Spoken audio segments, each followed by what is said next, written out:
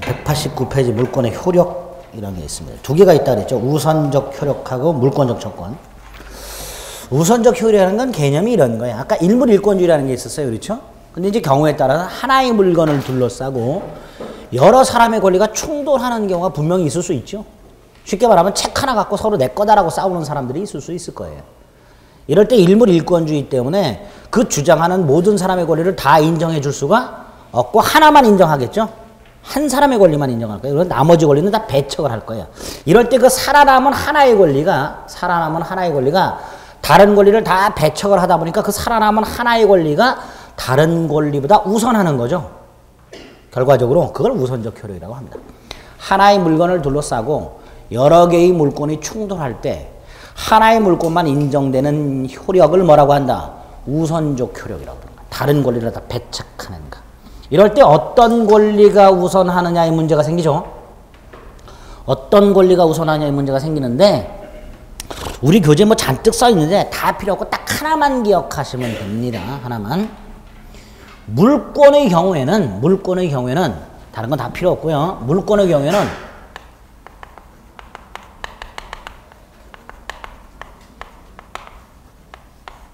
이것만 머릿속에 일단 담으세요.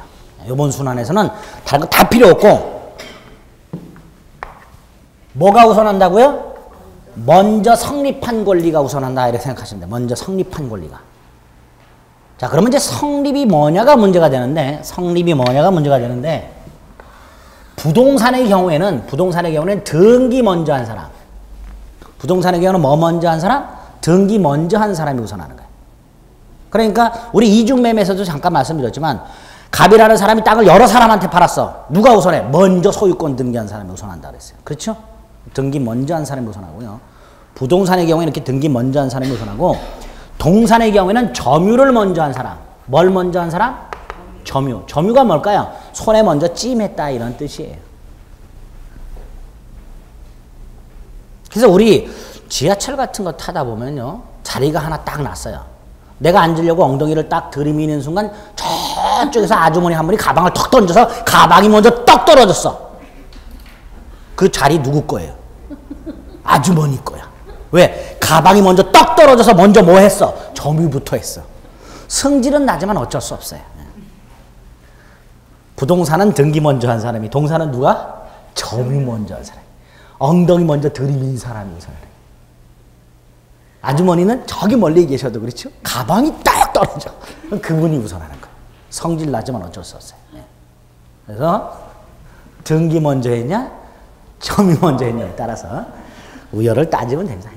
자, 우선적 효력은 우리 교재에 보면 뭐 그림 잔뜩 있는데 어려워요. 이건 나중에 어느 정도 숙달이 되신 다음에 보셔야 되는 거고 요번 순환에 딱 이것만 먼저 기억하세요. 물건끼리 충돌할 때 뭐가 우선한다? 먼저 성립한 권리가 우선한다라고 기억하세요. 이제 예외가 있는데 예외는 나중에 하고 요것만 딱 머릿속에 일단 넣어두시면 돼요. 아시겠죠? 됐습니다. 조금 까다로운 개념이 물권적 청구권이라는 개념이 나왔습니다. 190페이지. 요것도 이제 오늘 정확하게 개념을 이해하셔야 돼요.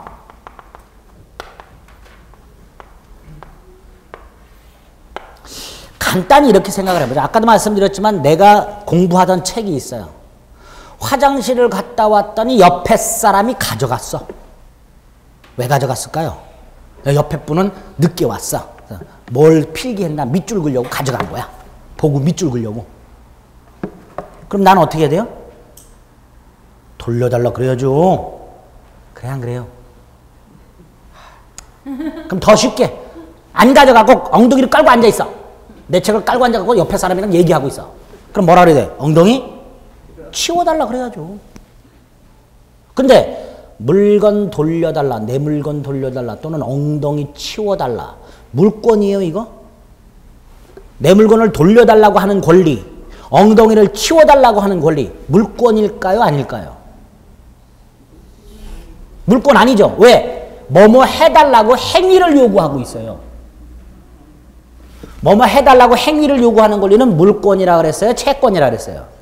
채권이라 그랬어요. 그러니까 이건 물권은 아니야. 두 번째, 물권은 아니지만 책에 대한 소유권이라는 물권으로부터 파생됐죠. 이런 거를 물권적 청구권이라고 해요. 물권으로부터 파생된 청구권 이렇게 불러요. 물권으로부터 파생된 청구권. 이걸 왜 인정해 주는가? 이걸 인정해 줘야 돼. 만약에 인정을 안 해주면요. 내 물건을 가져갔다 돌려줄 때까지 하염없이 기다릴 수밖에 없어요. 왜? 물권이라는 건 직접 지배하는 권리예요. 그렇죠? 직접 지배한다는 건 누구 도움 없이 그걸 사용수익 처분하는 건데 내 물건을 가져갔을 때 가져간 물건에서 물권만 인정이 된다면 알아서 돌려줄 때까지 기다리는 방법밖에 없어요. 아니면 힘으로 뺏거나. 그렇죠? 그렇게 하지 말고 법적으로 정당하게 돌려달라고 요구를 해라. 그래서 인정되는 권리가 뭐다? 물권적 청구권. 누군가가 물권, 나의 물권의 내용실현. 내용실현이라는 건 물건을 사용수익 처분하는 걸 말하는데 이렇게 내용실현을 침해하거나 내용실현을 방해하거나 이럴 때 돌려달라. 반환. 엉덩이를 치워라. 엉덩이로 깔고 앉아 있어서 내가 책을 보는 걸 방해하고 있어요. 방해 제거.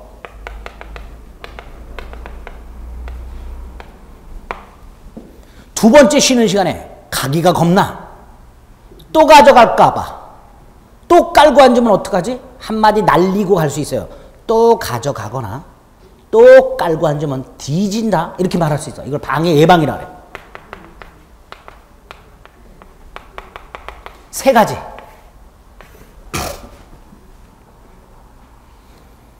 나의 물권의 내용 실현이 물권의 내용 실현인 건 별거 아니에요. 물건을 사용수익 처분하는 걸 말하는데 이 물건을 사용수익 처분하는 이 내용 실현이 누군가에 의해서 침해, 방해당할 염려가 있을 때 그 물건을 반환, 방해 제거, 방해 예방을 청구하는 권리, 그게 물권적 청구권이에요. 이런 물권적 청구권을 인정해주는 이유가 있겠죠. 아까도 말씀드렸듯이 물권은 절대적 권리라 그랬어요. 절대적 권리라는 건 누구에게든지 주장할 수 있다 그랬죠. 나아가 누구에 의해서도 침해가 가능해요. 자, 채권과 비교를 해볼까요? 채권은 채무자한테만 요구하는 거죠. 따라서 이 채권은 누구에 의해서만 침해가 돼? 채무자에 의해서만 침해가 돼요. 채무자 아닌 자가 채권을 침해할 수는 없는 거예요. 원칙적으로. 채권 침해라는 건 뭐예요? 채무자가 채무를 제대로 이행하지 않는 거예요. 그럼 결국 채권은 채무자에 의해서만 침해가 가능한 권리야. 그게 원칙이에요. 그러나 물권은 누구에게도 주장이 가능하다 보니까 누구에 의해서도 침해가 가능하다는 말이죠. 그런데 이때 그 물권을 침해한 사람이 누구냐를 묻지 않고 그 침해한 사람에게 돌려달라고 요구할 수 있는 권리가 인정이 돼야 될 거예요. 그래서 인정되는 게 물권적 청구권. 그래서 아까 물권의 절대성으로부터 파생되는 권리다 그랬었죠? 물권적 청구권. 이 취지, 종류가 이 세 가지예요. 종류가 몇 개? 세 개. 반환 청구, 방해 제거 청구, 방해 예방 청구. 그런데 이 세 가지 권리가 한 세트인데요. 한 세트인데 이 세트가 우리 민법에 두 세트가 있어요. 두 세트. 몇 세트? 두 세트. 점유권이라는 권리 한 세트가 있고요. 소유권이라는 권리 한 세트가 있어요. 이 내용이 전혀 다르기 때문에 각각 규정을 해놨어요. 이때 점유권에 있는 반환청권이 제204조, 방해 제거가 205조, 방해 예방이 206조예요. 나중에 점유권 가서 또 볼 거예요. 소유권에도 있는데요. 반환청권이 213조고요. 방해 제거하고 방해 예방이 214조에 규정을 해놨어요. 이렇게 두 세트가 있어요. 우리 민법상. 물권적 청구의 종류가 세 개가 있는데 이 세 개가 한 세트고 이 세트가 두 세트가 있다라고 생각하시면 돼요. 근데 이렇게 규정을 해놨더니 점유권과 소유권을 제외한 나머지 물권들, 자, 나머지 물권이 6개가 있습니다. 민법에. 지상권, 지역권, 전세권. 아까 잠깐 들어보신 적 있죠? 네, 여기에 있고요. 유치권. 유치권이라는 말은 많이 들어보셨죠? 질권. 아까 말씀드렸죠. 전당포 주인이 갖는 권리. 저당권. 제일 많이 들어봤죠?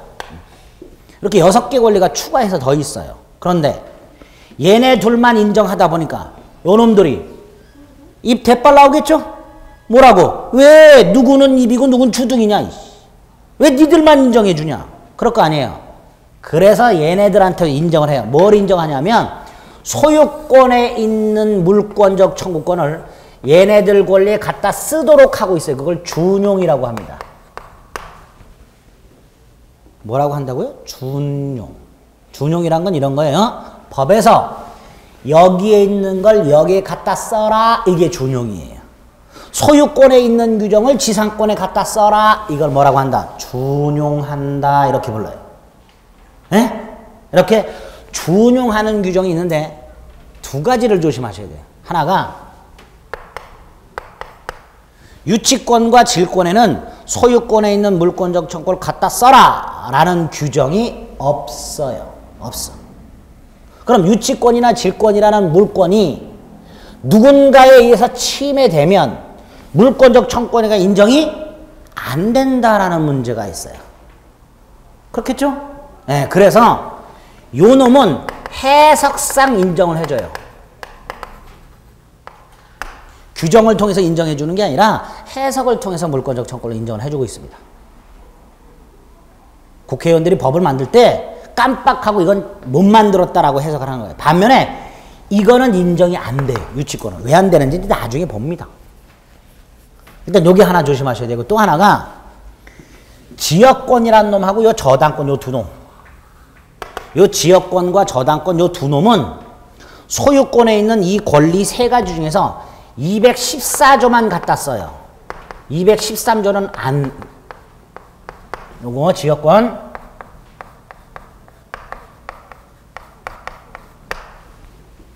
무슨 뜻이에요? 지역권이라는 권리나 저당권이라는 권리는 침해가 되었을 때 방해 제거 청구하고 방해 예방 청구만 인정되고 뭐는 인정이 안 된다. 반환 청구권이라는 건 인정을 안 해줍니다. 그럼 왜? 또 이런 생각이 들죠? 왜? 이건 나중에. 왜? 이건 나중에. 일단 이렇게 규정이 되어 있다는 걸 머릿속에 넣으셔야 돼요. 자, 물권적 청구권의 의의를 받고요. 왜 만들어진지 받고요. 종류가 이렇게 되어 있고요. 세트가 두 개가 있어요. 그 중에 소유권에 있는 걸 다른 물권에 갖다 써. 쓰되 요런 게 문제가 되더라 말이에요. 그래서 우리 교재를 보면 190페이지에 물권적 청구권의 개념이 있어요. 물권을 방해하는 자에게 방해 상태를 제거하라고 요구하는 권리다.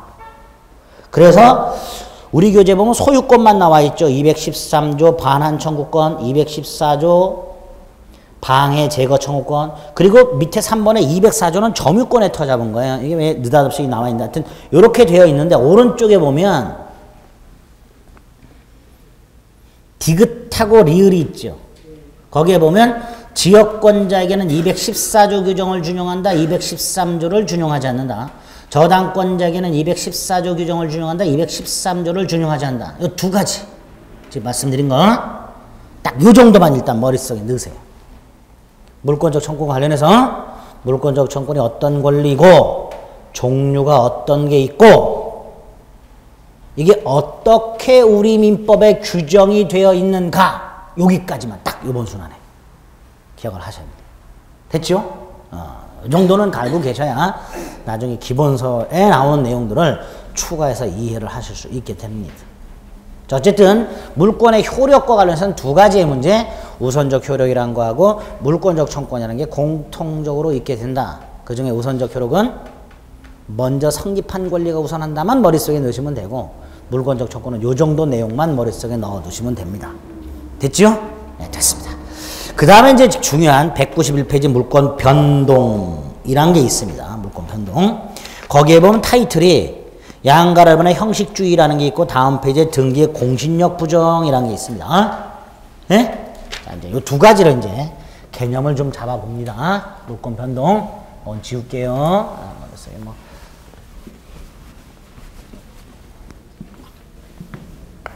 다행스럽게 우리 입문서에는 머리 깨지는 내용은 없어요. 지금 안 담아놨어요. 등기와 관련된 거 머리 깨지는데 다행히 이건 안 담아놨어요.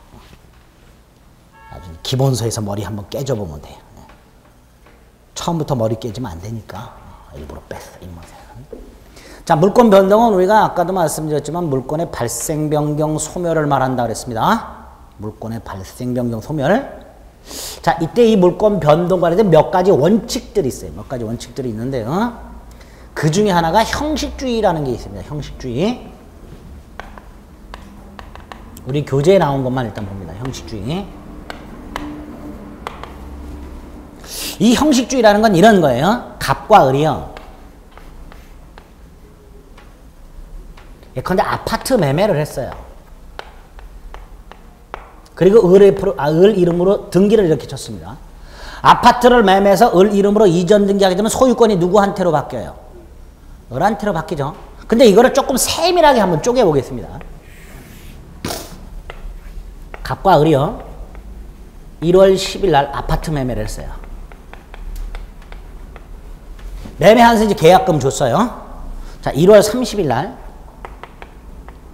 을이 잔금을 줬어요. 갑은 등기서를 넘겨줬어요. 등기서류를 저녁 때 넘겨받았어요. 을이 열쇠도 받고. 이제 그 등기서류를 갖고 있다가 다음날에 이제 법무사를 찾아가서 법무사한테 등기를 맡겼어요. 근데 법무사가 이제 바빠가지고 그날 등기소 못 가고 며칠 있다 등기소를 갔어. 근데 어쨌든 등기는 이날 안 되겠죠. 한 2월 5일쯤 을 이름으로 이전 등기를 했다고 한번 생각해 보세요. 자, 갑과 을이 매매 계약을 했을 때 소유권이 을에게 넘어가지는 않겠죠. 그렇죠? 이제 여기서부터 문제가 돼요. 자, 을이요. 갑에게 잔금을 주고 등기서를 넘겨받았고 아파트 열쇠까지 넘겨받아요. 이때 갑은 무슨 생각을 할까요? 이 아파트는 더 이상 내 집이 아니다라고 생각을 할 거예요. 갑의 생각. 을도 무슨 생각을 할까요? 이 집은 이제부터 내 집이요 이런 생각을 해요. 그래서 보통 우리 요날 을은 가족들을 데리고 가. 저녁 때. 쫙 들어가서 문을 딱 따고 들어서 이제부터 이게 우리 집이다 이렇게 딱 얘기를 해요. 보통 그렇게 하죠. 그런데 꼬맹이가 딱 물어봐요. 아빠한테. 아빠 등기했어? 그러니까 을이 급 당황을 해. 아직 안 했는데. 그랬더니 꼬맹이가 이렇게 말해. 그럼 아직 우리 거 아니지. 아직 아빠 거 아니지. 요 꼬맹이가 민법을 공부를 하네요. 아, 그래서 그렇게 말해. 왜 그러냐 하면요. 우리 민법상 매매와 같은 계약, 법률행위라고 그랬어요. 계약이. 그렇죠? 법률행위를 통해서 부동산에 관한 소유권과 같은 물권이 갑에서 을로 변동이 되려면 반드시 등기를 하라 이렇게 되어 있어요. 반드시 등기를 하라. 이걸 형식주의라고 합니다. 이걸 뭐라고 한다고요? 형식주의. 등기라는 형식을 갖추어야만 물권이 변동이 된다. 이걸 형식주의라고 불러요. 그런데 이 형식주의는 우리의 일반적인 상식과는 잘 안 맞아요. 왜냐? 아까 요때 갑은 뭐라고 생각한다고요? 이 집은 더 이상 내 집이 아니요 라고 생각하고 을은 이제부터 이게 내 집이요 라고 생각해요. 갑과 을의 의사, 갑과 을의 생각에 초점을 맞추면 언제 을 소유가 돼? 생각에만 초점을 맞추면 요날 을 소유가 되겠죠. 이걸 의사주의라고 해요. 자, 그러면 형식주의와 관련해서 의사주의의 대립이 있는데 이렇게 생각하시면 돼요. 매매와 같은 법률 행위를 통하여 부동산 물권이 변동이 되는 때가 언제냐? 당사자의 의사가 일치할 때 변동이 된다를 의사주의. 아니다. 등기라는 형식까지 갖춰야만 변동이 된다를 형식주의라고 불러요. 그런데 의사주의에 의하면 요 사이에 의사주의에 의하면 요 사이에 소유권은 이미 누구한테 넘어가 있는데 을에게 넘어가 있는데 등기는 아직 누구한테 남아있는 갑에게 남아있는 문제가 생겨요. 그렇죠? 그래서 우리나라는 이거 복잡해. 의사주의를 차면 이미 소유권은 요날 1월 30일 날 을에게 넘어가 있는데 아직 등기는 누구한테 남아있는 갑에게 남아있는 이런 문제가 있어. 그래서 안 돼. 뭘 취하고 있다 우리나라는? 형식주의를 취하고 있다. 깔끔하단 말이에요. 이렇게. 그래서 아까도 말씀드렸듯이 돈 다 주고 열쇠를 받고 등기서를 넘겨받고 거기 이사해서 현재 살고 있지만 등기를 안 했다. 소유권 취득할 수 없다가 우리나라의 원칙이에요. 그걸 무슨 주의라고 한다? 형식주의. 그래서 매매계약 체결만으로 매수자는 소유권 취득을 주장할 수 없다. 맨 밑에 미등기 건물을 샀어. 미등기 건물을 샀어. 돈 다 주고 현재 건물을 내가 사용하고 있어. 그래도 미등기 건물이니까 건물을 산 사람 이름으로 이전 등기했다 안 했다? 안 했다. 따라서 뭐가 없다? 소유권 없다. 실제 이런 경우가 있었어요. 잘 보세요. 듣기만 하세요. 이것도 대법원 판례인데 갑소유 미등기 건물이 있어요. 미등기 건물이에요. 이걸 을이 샀어요. 양도. 그래서 이 을이 돈 다 줬어요. 열쇠까지 받았어요. 근데 미등기 건물이니까 아직 소유권 등기를 했어요? 못했어요? 못했죠. 그럼 얘는 아직 소유자가 아니에요. 근데 이제 갑으로서 열쇠를 받았어요. 받아가지고 딱 따고 들어갔어요. 따고 들어갔더니 병이란 놈이 떡 있어. 그 병한테 물어봐. 너 누구냐? 물어봤겠죠? 그랬더니 병이 나 건물의 무단점거자. 무단점거자. 무슨 점거자? 무단으로 병이 건물을 점거하고 있어. 당연히 을은 뭐라 그래요? 내 건물에서 나가! 라고 하겠죠. 자, 내 건물에서 나가가 아까 말씀드렸던 물권적 청구권이에요. 그렇죠? 내 물건 돌려줘라는 거하고 다를 게 없죠. 내 건물 돌려달라는 거잖아요. 자, 나가라 그랬어, 내 건물. 그랬더니 얘가 한마디 딱 해. 너는 누구냐? 그럼 우리 뭐라 그래? 나 건물의 소유자. 그랬겠죠? 그래, 안 그래요? 그랬더니 이놈이 한마디 돼. 등기는 했냐? 그랬더니 또 당황. 아직 안 했는데. 그러면 이놈은 뭐라 그래? 그럼 너나 나나 자식아. 이렇게 되는 거예요. 판례가 을은 아직 소유권이 없기 때문에 건물을 무단점거하고 있는 자를 상대로 소유권에 타잡아 명도를 청구할 수 없다. 판례. 무슨 말인지 아시겠죠? 납득이 안 돼. 지금 그런 게 어딨냐 말이지. 법적으로 그렇단 말이에요. 법적으로. 나중에 이제 을이 병을 내보내는 방법은 따로 있어요. 따로 있는데 일단 우리는 지금 알고 있는 한도 내에서 매매와 같은 법률 행위를 통하여 소유권과 같은 부동산, 물권이 변동이 되려면 반드시 뭐 해라? 등기해라. 이걸 뭐라고 한다? 형식주의. 그래서 이런 판례가 나온다 말이에요. 이런 판례가. 됐죠? 형식주의 개념을 꼭 머릿속에 일단 박아두셔야 돼요. 다음 페이지에 보면 양가로 이번에 등기의 공신력 부인이라고 되어 있습니다. 등기의 공신력 부인. 우리 임무유서에는 없는데 이제 물권 변동 관련된 몇 가지 원칙인데 공시의 원칙, 공신의 원칙 이런 것들이 있어요. 네, 그 중에서 공신이 뭔지를 좀 이해해 봅니다. 우리 지난주에서도 했었는데 갑과 을이요. 토지 매매를 했어요. 그리고 을에게 등기를 넘겨줬어요. 이걸 다시 을이 병한테 팔고요.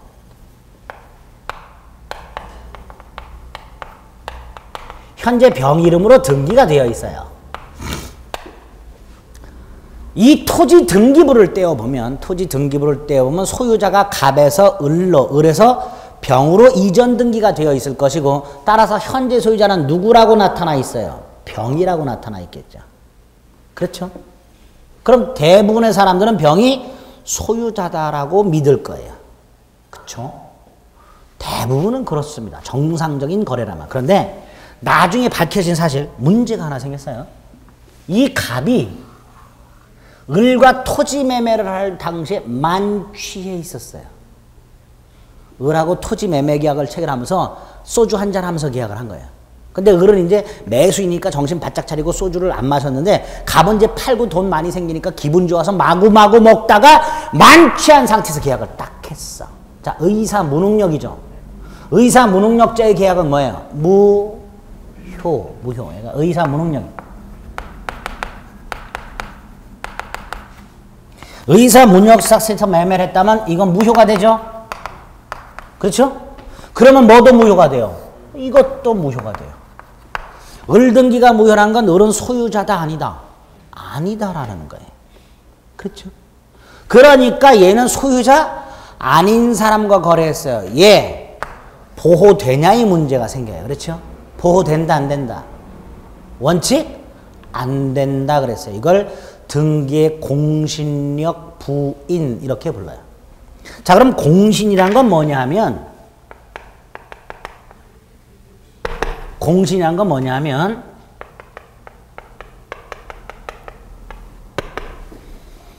일반인들의 믿음이라는 뜻이에요. 공신이란 건. 보통 등기 믿지요. 그렇죠? 그게 공신이에요. 또 하나가 이런 경우도 한번 볼까요? 갑이 노트북이 하나 있어요. 이거를 을이 절취를 했어요. 절취가 훔치는 거죠. 그래서 현재 얘가 노트북을 이렇게 점유를 하고 있어요.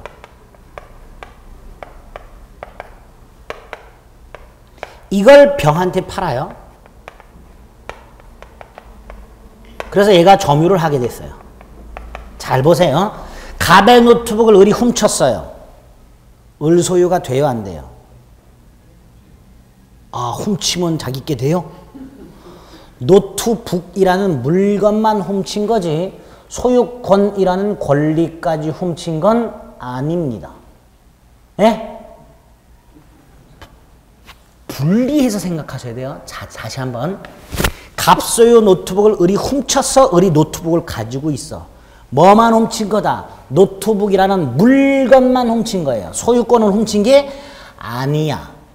그러면 노트북은 누구 수중에 있지만, 을 수중에 있지만 소유권은 누구한테 있어? 여전히 갑한테 있어요. 그럼 결국 얘는 이거하고 똑같아요. 소유자 아닌 사람과 거래한 거예요. 그렇죠? 그래야 안 그래요? 그래요. 그럼 위에 거 아래 거 모두 다 요놈 소유자 아닌 사람과 거래를 했어요. 이럴 때 얘가 모르고 있는 경우도 있고 알고 있는 경우도 있을 수가 있는데 이 병이 선의인 경우를 한번 생각해 보겠습니다. 선의. 이렇게 말할 수 있어요. 위에 거는요. 권리자 아닌 자의 등기. 그렇죠? 결국 무효의 등기죠. 밑에 거는 권리자 아닌 자의 점유. 권리자 아닌 자의 등기나 권리자 아닌 자의 점유를 마치 권리자로 믿고 거래하는 거죠. 그렇게 말할 수 있죠. 이걸 공신이라고 해요. 권리자 아닌 자의 등기나 권리자 아닌 자의 점유를 믿는 걸 뭐라고 한다? 공신. 그리고 그 사람을 보호하는 걸 공신의 원칙이라고 불러요.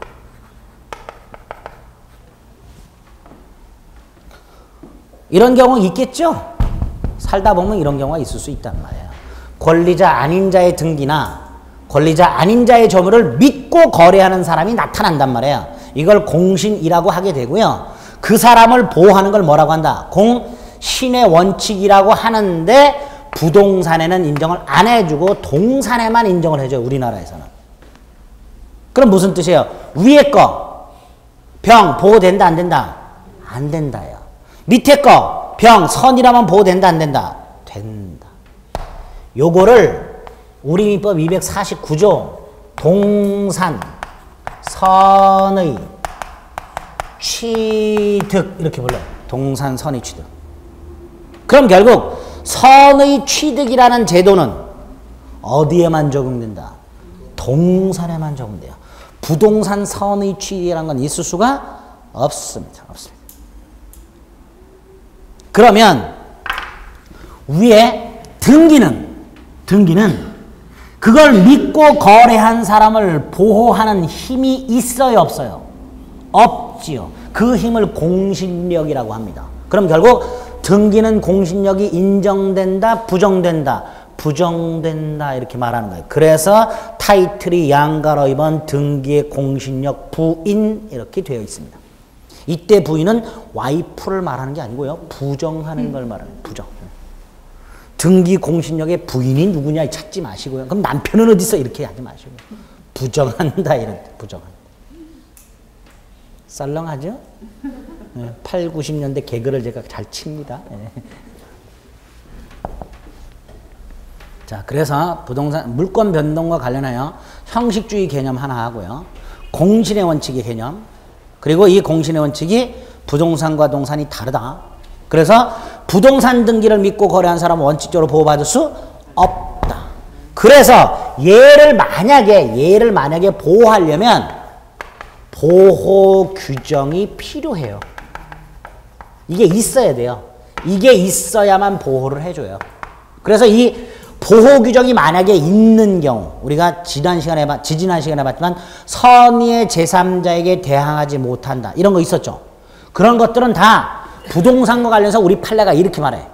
선의의 제3자 보호 규정은 부동산과 관련해서는 우리 법제가 등기의 공신력을 인정하지 않고 있는 결함을 보완하기 위한 특별 규정이다라고 얘기를 해요. 우리 대법원. 예? 간지 나중에 보고 일단 봅니다. 등기의 공신력 부인, 원인 없이 생긴 무효 등기를 믿고 거래한 제3자를 보호하지 않는다. 그래서 동그라미 1번. 무효 등기에는 뭐가 없으므로? 공신력이 없으므로. 무효임을 모르고 부동산을 매수하였다 하여도 제3자 병은 토지 소유권을 취득할 수 없고 보호받지 못한다. 그럼 동그라미 2번. 제3자가 선의 취득할 수 있나? 선의 취득은 어디에만 적용되는 거? 동산에만 적용되는 거. 선의 취득도 안 된다. 다만 4번. 법률로 특별히 제3자를 보호할 수는 있다. 대표적인 게 우리 가장매매 있었죠. 가장매매 108조 허위 표시였고 108조에서는 허위 표시의 무효를 가지고 선의의 제3자에게 대항하지 못한다 그랬어요. 그러니까 이게 의사무능력을 이유로 무효가 된 게 아니라 만약에 이 토지 매매가 가장매매였어. 가장매매의 경우에도 무효고 을등기가 무효죠.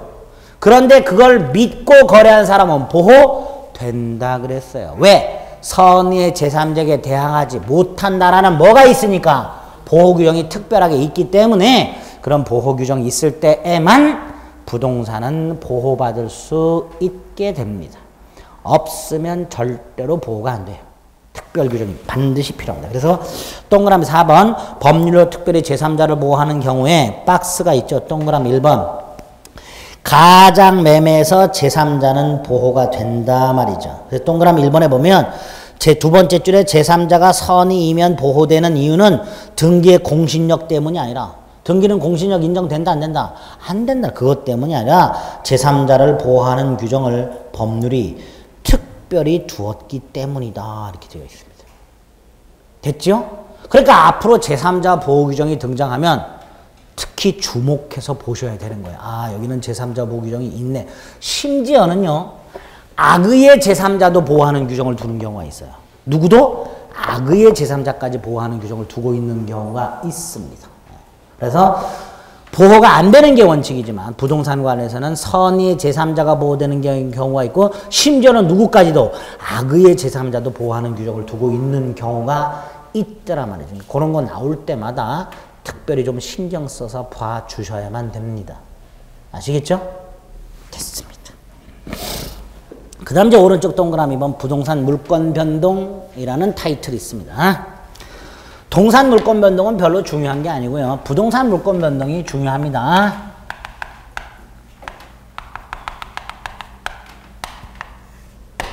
이 부동산 물권 변동과 관해서 우리 민법은 조문을 두 개를 일단 두고 있어요. 하나가 186조고 또 하나가 187조입니다.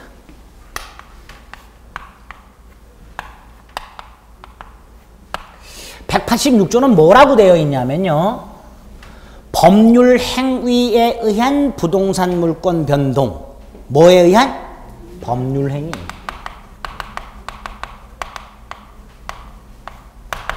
대표적인 게 매매계약. 법률 행위에 의한 부동산 물권 변동은 등기함으로써 효력이 생긴다. 이렇게 되어 있어요. 그럼 이걸 예를 들면 이렇게 부동산 매매계약을 통해서 소유권이라는 물건이 매도인에게서 매수인에게로 변동이 되려면 뭐 해라? 등기해라. 무슨 주의? 형식주의. 형식주의.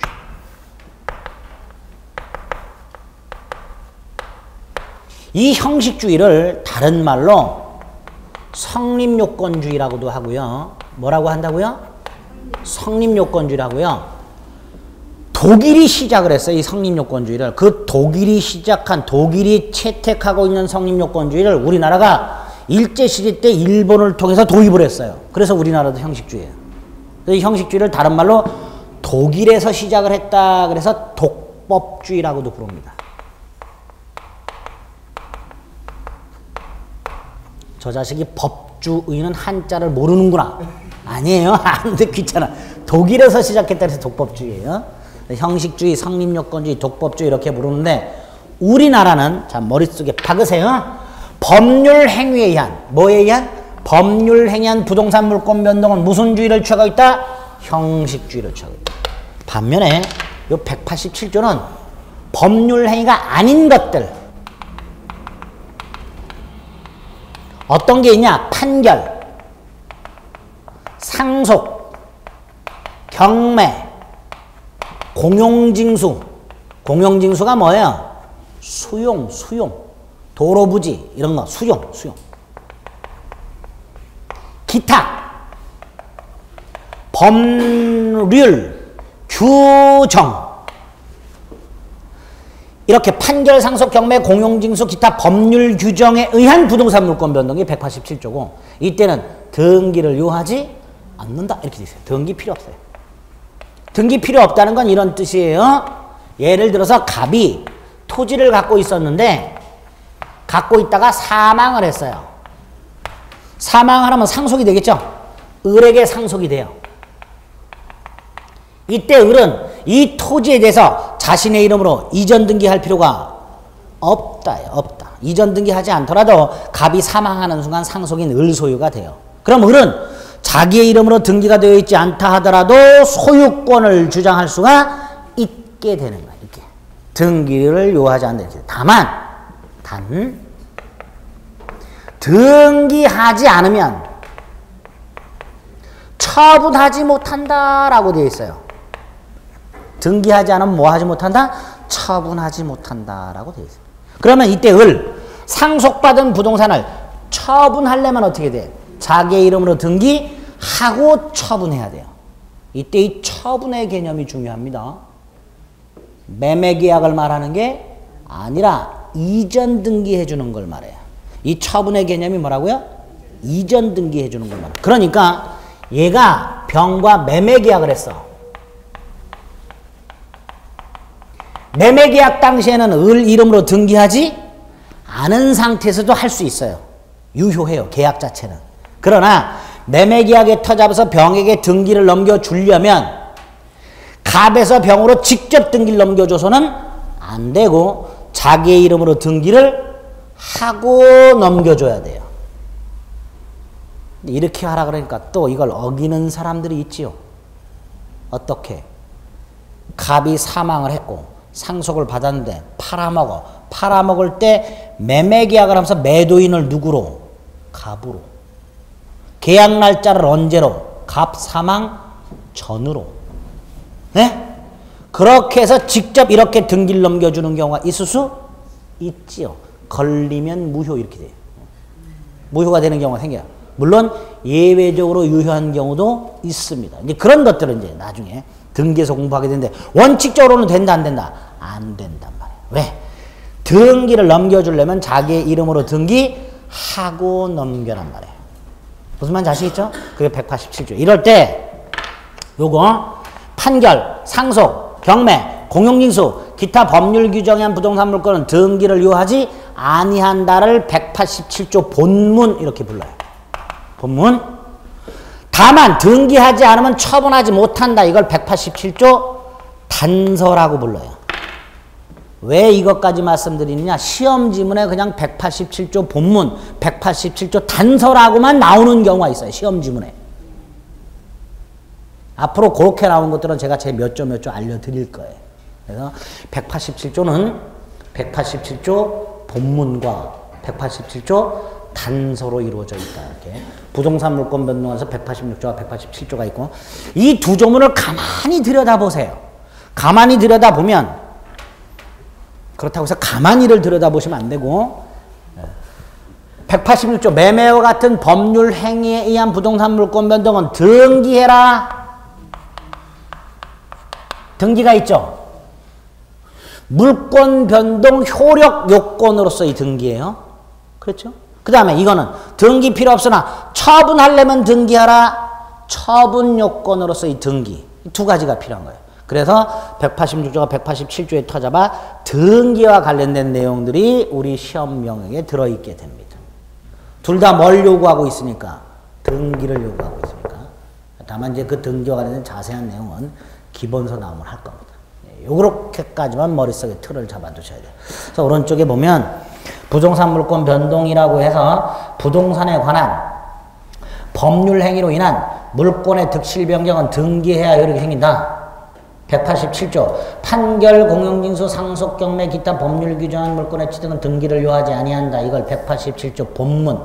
그러나 등기를 하지 아니하면 처분하지 못한다. 이걸 187조 단서. 이렇게 부르게 됩니다.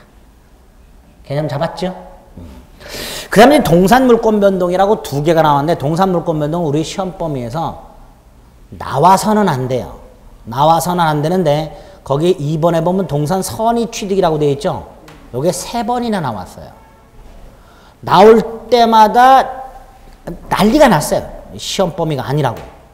복수 정답 해달라고 난리가 났었어. 그 난리가 난 이후로는 안 냅니다. 산업인력관리공단 홈페이지에 이신청란이 폭주를 해요. 이거 내면. 왜? 우리 시험 범위가 이거 해놓고 부동산 중개와 관련된 규정 이렇게 되어 있어요. 근데 동산 선의취득은 부동산 중개와는 하등 관계가 없으니까 시험 범위가 아닌 데서 낸 거 아니냐 이신청이 들어가요. 그래서 그 이후로는 안 내요. 근데 3번은 나왔기 때문에 안 하면 심심하니까 개념은 잡아드립니다. 그 개념이 이거예요. 아까. 네? 동산을 양수한 사람. 여기 보세요. 선의취득의 개념만 잡아요. 노트북과 같은 부동산 이외의 물건, 동산이죠. 동산을 양수한 자가 뭘로? 선의로 양수했다면 양도인이 설령 무권리자라 하더라도 양수인은 즉시 소유권을 취득한다. 이게 동산 선의취득. 개념만 잡으시면 돼요. 그 다음에 위에 있는 거. 권리자로부터 동산을 취득하는 경우. 동산 선의 취득은 무권리자로부터 취득하는 경우요. 권리자로부터 취득하는 경우를 한번 봅니다.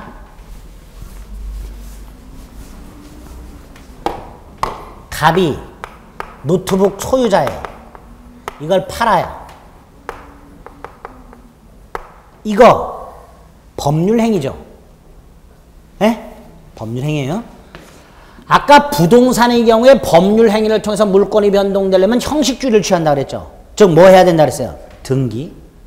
예? 동산도 똑같아요. 형식주의예요. 법률행위를 통하여 법률행위. 동산에 관한 물권이 넘어가려면 부동산은 등기라는 형식을 갖춰야 되고 동산은 점유라는 형식을 갖춰야 돼요. 점유. 점유가 뭐야? 손에 쥐는 거예요. 갑이 노트북을 점유하고 있다가 그 점유를 누구에게? 을에게 이전해 줘야 돼요. 점유를 이전. 요 점유 이전을 인도라고 합니다. 뭐라고 한다고요? 인도. 부동산에 대해서 법률행위, 매매와 같은 법률행위를 통해서 물권이 변동이 되려면 등기라는 형식을 갖춰라. 똑같이 동산에 관해서 법률행위를 통하여 소유권 따위의 물권이 넘어가려면 뭘 갖춰라? 점유라는 형식을 갖춰라. 따라서 갑이 노트북을 팔았다. 을이 노트북 소유권을 취득하려면 노트북에 대해서 점유를 해야 된다. 부동산은 등기해야 되는 거와 마찬가지로 동산은 뭐 해야 된다? 점유. 그러니까 갑이 점유하고 있다가 을에게 점유를 넘겨줘야 되겠죠. 그걸 점유 이전. 다른 말로 뭐? 인도. 근데 이 인도가 4가지 방법이 있어요. 이게 어려워요. 그 중에 가장 기본이 되는 게 현실 인도예요. 가장 기본이 되는 게 뭐라고요? 현실 인도란 말 그대로 갑이 갖고 있다가 현실적으로 을에게 넘겨주는 거예요. 이렇게 물건 건네주는 거 생각하시면 돼요. 예? 그게 현실인도야. 이건 누구나 다 알아. 문제가 되는 게 주둥이로만 넘겨주는 게 있어. 뭘로만 넘겨주는 게 있다고요? 주둥이로만. 그런데 이걸 주둥이로만 넘겨준다 그러면 촌스러우니까 관념적 인도라고 불러요. 뭐라고 부른다고요? 관념적 인도. 이게 우리 직접적으로 시험에 나오진 않지만 교재 쭉쭉 이런 내용들이 나와요. 그러니까 그걸 읽으려면 이해는 해 두셔야 돼요. 자, 점유를 이전해 주는 방법이 현실 인도를 기본으로 하되 주둥이로만 넘겨주는 관념적 인도가 있다. 세 가지가 있어요. 간이 인도라는 놈이 있고요. 점유 개정이라는 놈이 있고요. 목적물 반환 청구권의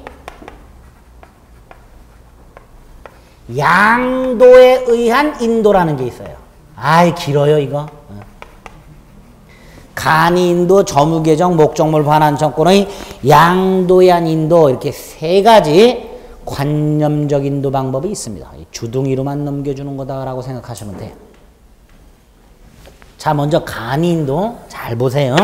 갑이요, 을에게 순서대로 노트북을 임대 빌려줬어요. 임대는 뭐다? 돈 받고 빌려주는 거예요. 그래서 얘가 점유하고 있어요. 이 상태에서 갑이 팔아.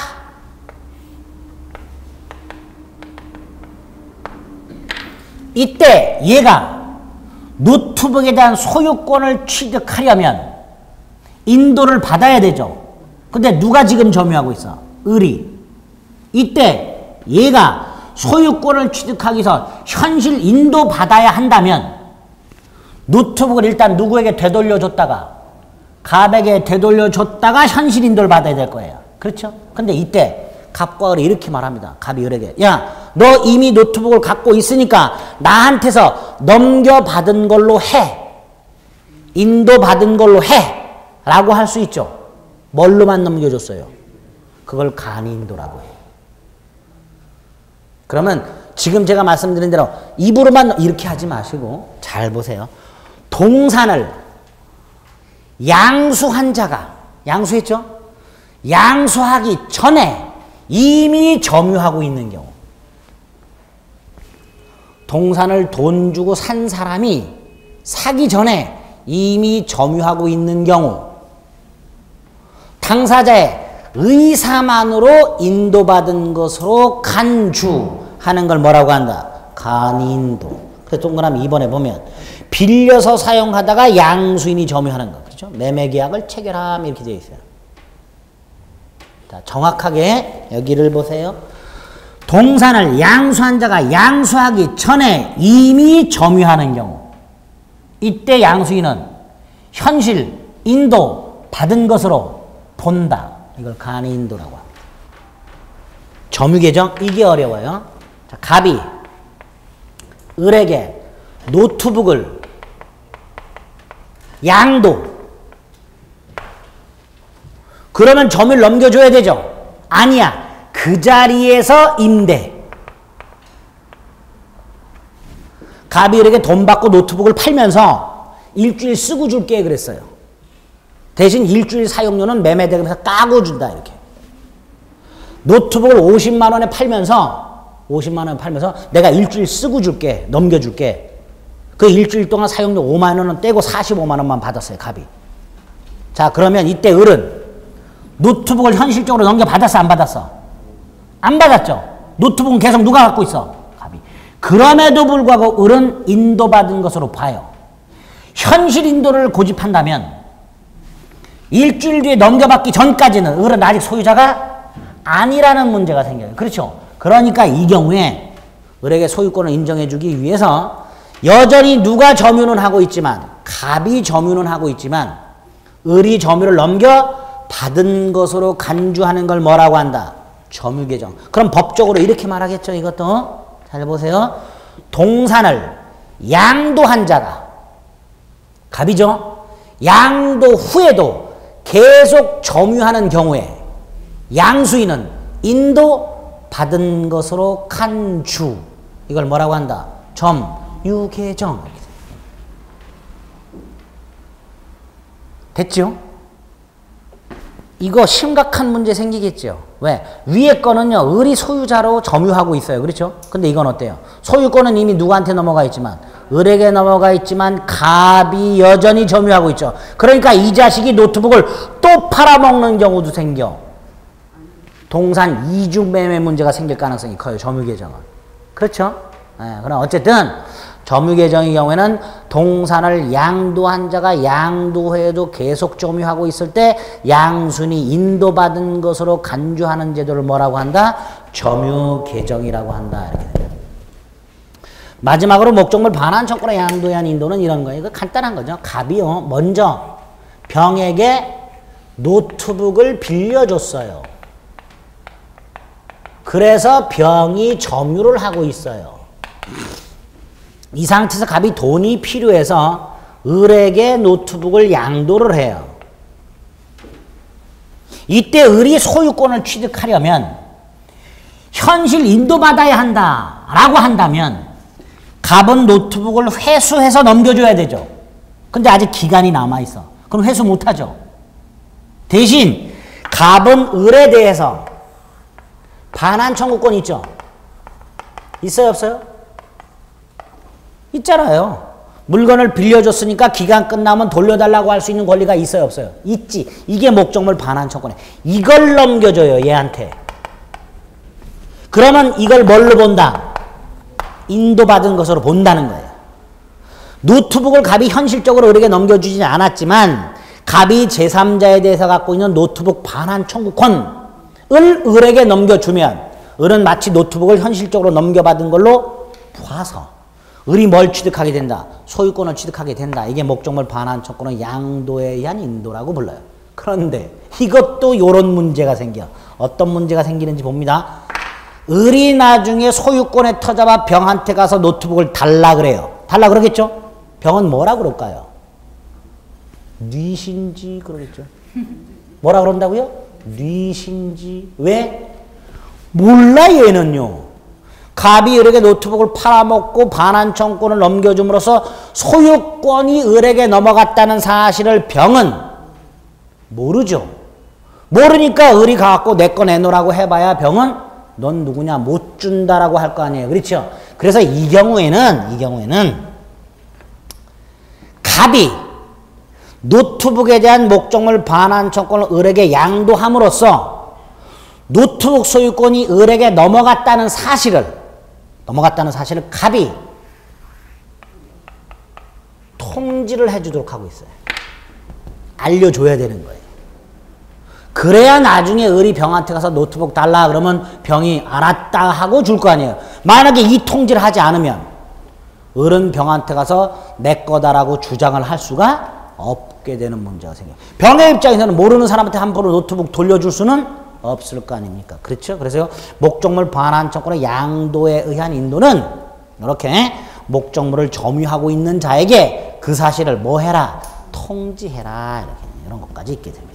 그래서 동산물권 변동관에서는 두 가지 무권리자로부터 권리 취득이 가능한 동산 선의 취득의 개념하고 두 번째로 법률 행위를 통해서 동산에 관한 물권이 변동이 되려면 목적물을 인도해야 된다. 형식주의다. 그 인도 방법이 현실 인도를 원칙으로 하여 주둥이로만 넘겨주는 관념적 인도 세 가지 형태가 있더라. 그때 각각 이 세 가지의 개념이 어떤 건지를 이해하시고 있으셔야 됩니다. 됐죠? 네, 그런 내용들이 193페이지에 나와 있습니다. 나머지 194페이지까지 선의 취득 내용이 쫙 나오는데 다 필요 없고요. 우리 교재 보면 등기가 아주 기본적인 내용만 195페이지에 나와 있습니다. 딱 필요한 것만 나와 있는데 요것도 또 시간을 조금 달리해서 세 번째 시간에 좀 살펴보도록 하겠습니다.